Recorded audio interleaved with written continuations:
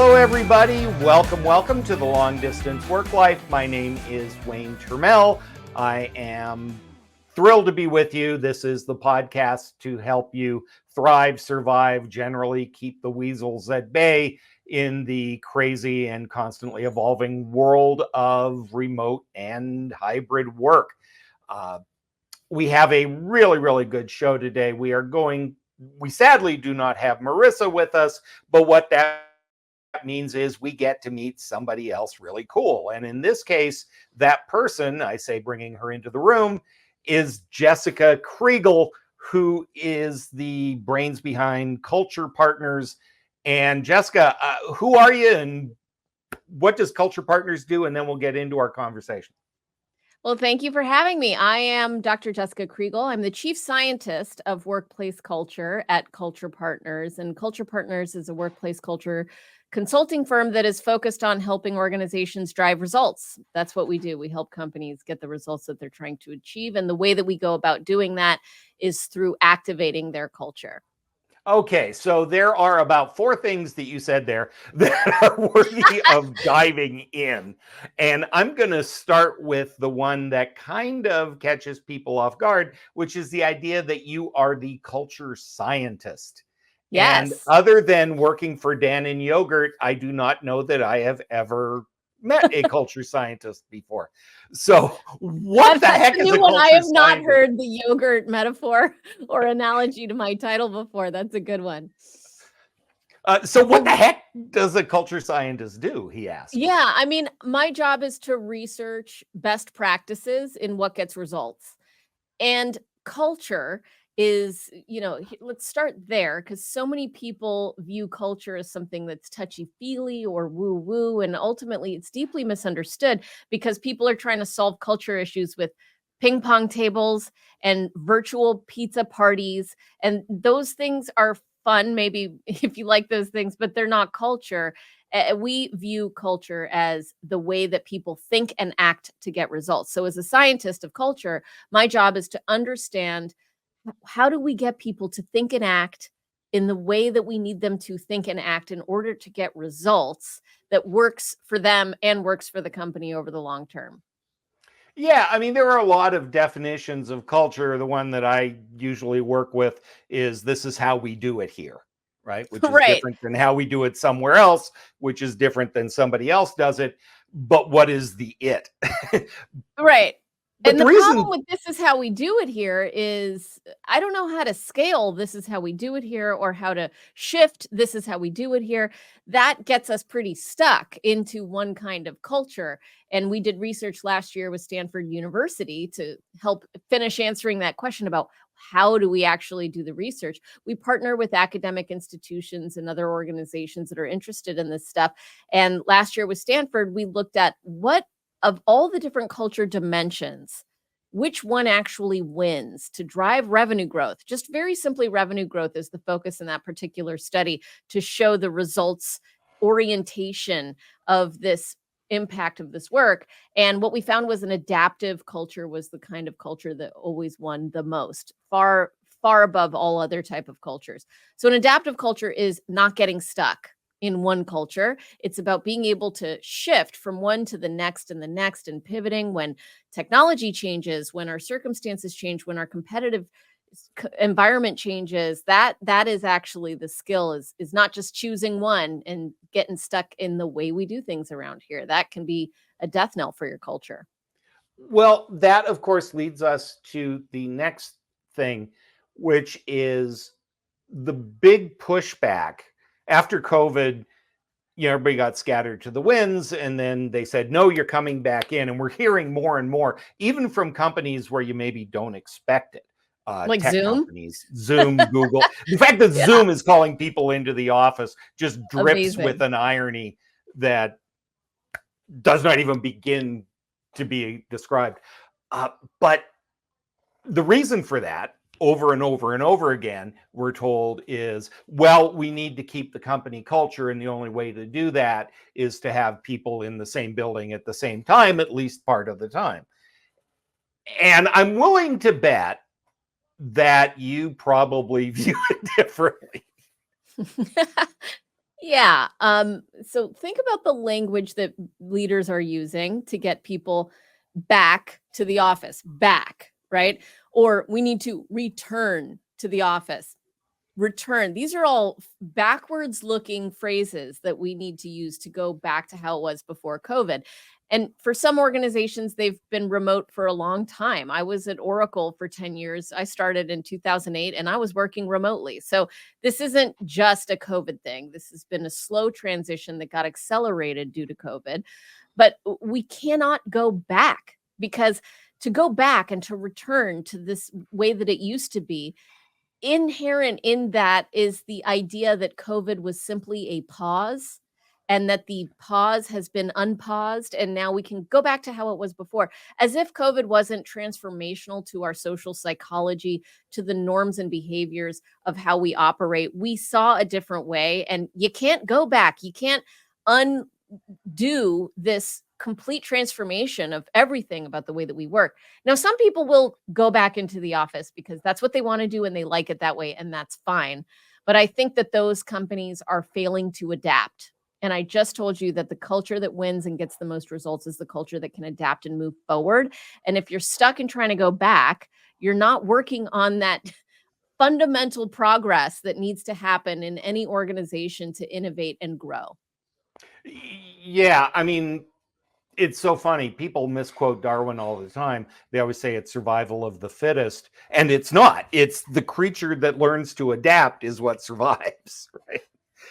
Did he really not say survival of the fittest? He did not. He never used that phrase.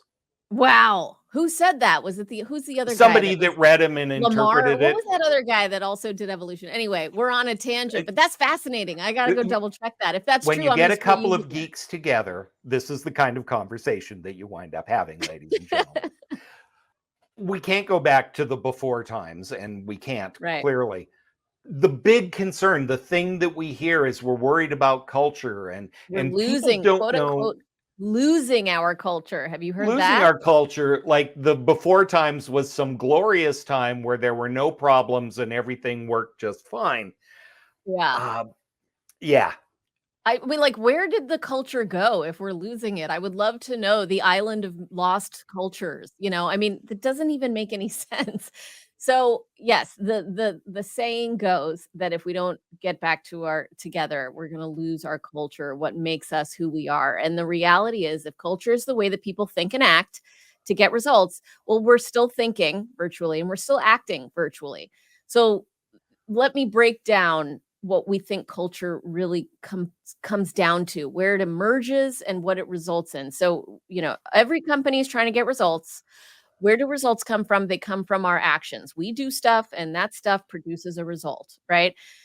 Our actions come from our beliefs. We have beliefs about the nature of the work we're doing, about what drives meaning in our lives, about whether it's worth it, about each other, right? Those beliefs are what drive our actions, and that is how we think. And so, if you want to change how people think, their beliefs, and their actions, then you have to create experiences for them, because all of our beliefs come from experiences that we've had. Why do I believe that you're a nice guy? It's because of the experience we had in our email exchanges and in the conversations we've had. Those experiences led me to a belief that took me to take an action, which is to join you today. And that's going to get you a result, which is an episode that people will listen to right now.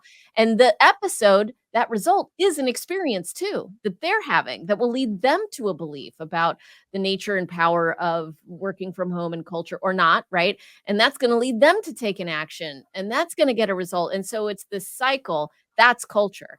So it really, if you want to influence culture, you start at the experience level. What experiences can I create for people? And virtually, getting an email is an experience, getting a text message is an experience, having a Zoom call is an experience, just like bumping into someone in the hallway was an experience, having lunch at the cafeteria was an experience. But the experiences don't stop just because we're doing it in a different format. And the kindness that you show me in those virtual experiences lead to a belief, or the bitterness or the short nature of your emails or texts or whatever, all of that, we just have to be intentional of the experiences we create, no matter what the delivery mechanism of that experience is. Okay. So before you continue, because I know we pulled the string in your back and you're off, and that's great. We dig that. But you said something that I think we need to highlight, and that is this notion of experience. And there are two parts to this. The first is, if your experience with somebody is purely transactional, hey, can Right. you send me that file? Here it is. If their experience is purely transactional, it's not going to create a bond, a relationship, a psychological, emotional connection Exactly. they have with people, right? So we need to crank that up and have different types of experiences. But let's talk about the word experience. Um, what do we need to be aware of? What kind of experiences virtually do we need It's to do that maybe used to happen organically or at least unconsciously when we were all in the same mosh pit? it's all about coming from the heart in the experiences that you create and doing it intentionally. So some examples of experiences that happen virtually is me calling you and recognizing you for something that you've done, giving you feedback, either positive feedback or constructive feedback about something that happened, telling you a story about something that you weren't even involved in that someone else did that was really wonderful. That's an experience. Last night, I got this big interview this week for my show, and I was really proud of it. And I did a lot of work to make it go well. Right. And last night, my boss called me. The show got released yesterday, and he called me and said, I just listened to the interview and I took notes and I want to share them with you. And he spent 20 minutes basically reading me his notes about all of his favorite parts and why that was powerful and what he thought was a good question. And it was all positive feedback. And at the end, he was like, so that's what I thought. The time and attention and thoughtfulness that he took to give me that feedback was so impactful because it was an experience that, like, wow, he really cares about the work that I do. He could have just as easily sent a text that said, great interview, exclamation point, exclamation point, and I would have felt good, but it didn't go the extra mile that he took. Both of them were virtual, right? But it's about coming from the heart and giving someone an experience in the way you communicate with them. And you said something again, there are microcultures and macrocultures. There's microculture of your specific team, there's the macroculture of your organization. Simple way to kind of divide it. Yeah. My experience, and maybe you can speak to this, my experience is it is fairly easy for an individual team to intentionally form a culture. The nuclear team is very much like the nuclear family, right? There's mom, dad, and the kids, Yeah. and they're a tight unit. But inside the larger organization, the interactions don't always happen virtually. They don't experience each other the way they do when they share an office space and they're bumping Right. into people. So, we'll just step aside from the microculture for a moment. How do you intentionally, or what kind of experiences can you create to help influence the macro culture as opposed to just your particular team? Yeah, that's a great question. And that's really what we do with our clients. So, most culture consultants, they go into a company and they start by digging up all of the dirt. So they interview people and they do focus groups and they do surveys and they're asking what's broken here, what doesn't work. And then they come up with a list of 20 things that they found. And then they present this list to the executives and say, well, here's everything that's broken that needs to be fixed. And we can do that for you for the low, low price of $5 million or whatever it is, right? And so we don't do that. We start with, what result do you want to achieve? What is the goal? Give me a key result, we call them, which is a meaningful, measurable, memorable number that you want to achieve. And then let's reverse engineer that number to figure out what beliefs people need to hold in order to take the right action to get that result. And once you understand those beliefs and you're really explicit about them, you label them and you identify what they mean, then you intentionally create experiences across all levels of the organization to drive those beliefs. So, for example, at Culture Partners, we have a cultural belief of taking accountability. That's one belief we know needs to be held in order for people to take the right action for us to get our result, which is we want to impact 5 million lives in 2025. It's a measurable number, it's meaningful, and it's memorable. 5 in 25. So we know people need to take accountability. So we recognize when people do take accountability, and we give feedback to people when they're not taking accountability, and we tell stories about taking accountability, and always tying what the action was that they did to that belief of taking accountability and reinforcing that that's going to help us get to 5 and 25. So we're being explicit in our language about the things that are usually implicit, whereas usually feedback looks like great job on that presentation. Here he says, in this presentation, you did X, Y, and Z. By doing that, you demonstrated the belief of take accountability, and that's going to help us get to 5 and 25. And so it's a self-reinforcing system that we help organizations implement at the macro level. And everyone owns culture in that way because everyone is responsible to use the tools to reinforce the explicit cultural beliefs to get the results. Okay, can you give me I'm sure you can. Will you give me a specific example of something that an organization did to kind of expand that across divisions, across functions? Something very specific. Yeah, so we are working with a medical institution, and this the client was the director of the emergency department. And there we said, "What's the result you want?" We always start with results, right? And they said, "We only gather next of kin information for incoming patients 42% of the time. We need to collect it every time." So we looked at the action was people were not filling out the form. So she had tried already to fix that number through a bunch of actions. She would try translating the form, simplifying the form, training people on the form. She'd actually spent 6 months on this. And after 6 months, she was able to increase the gathering of the form to 47%, which is like 5% growth, barely moved the needle. 6 months of effort, shifting the shift schedule to get people out of work to do the training. It was a laborious project, and it cost money, and it barely worked.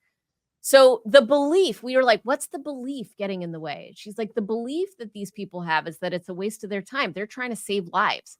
People come in emergency situations, and I'm trying to get them to stop and do paperwork. Like, it just doesn't feel important, right?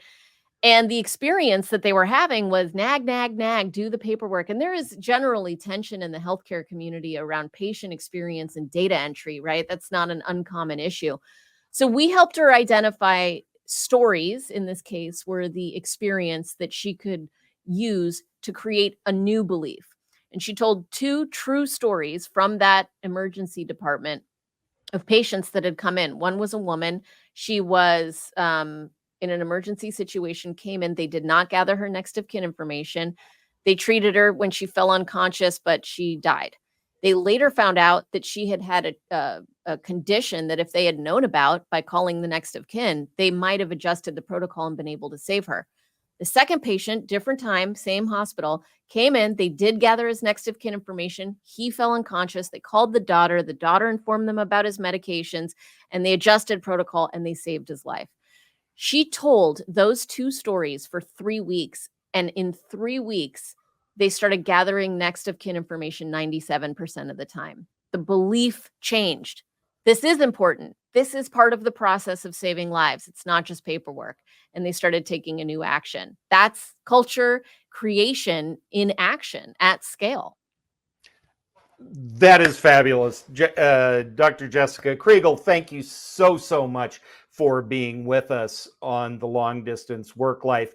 If you are interested, ladies and gentlemen, in contacting Jessica, Culture Partners, listening to the Culture Leader podcast, we will have links to all of that good stuff in our show notes at longdistanceworklife.com. Jessica, thank you so much for being with us. And ladies and gentlemen, boys and girls, thank you. If you enjoyed today's conversation, and I can't believe, frankly, that you didn't, like and subscribe. you know how podcasts work. We're trying to grow our listenership. We want to find more smart people like you who want to learn how to do this better. Also, on the subject of doing it better, shameless plug time. September 17th is the publication date for the new edition of the Long Distance Leader, revised rules for remarkable remote and hybrid leadership. The original came out in 2018. The world has changed since then.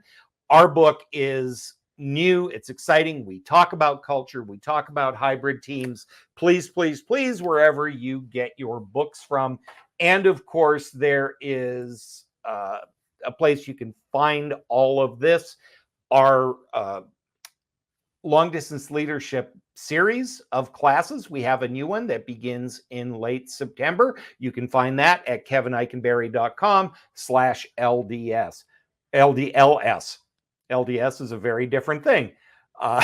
No judgment, it's just a different thing, darn it. If you want to reach out to myself or to Marissa, show ideas, guest ideas, questions, pet peeves, things you'd like us to talk about and discuss on the show, we are easy to find. Thank you, thank you, thank you for joining us. We will be back next week with another episode. This time, Marissa and I will be there. Thanks for joining us on the Long Distance Work Life. Don't let the weasels get you down.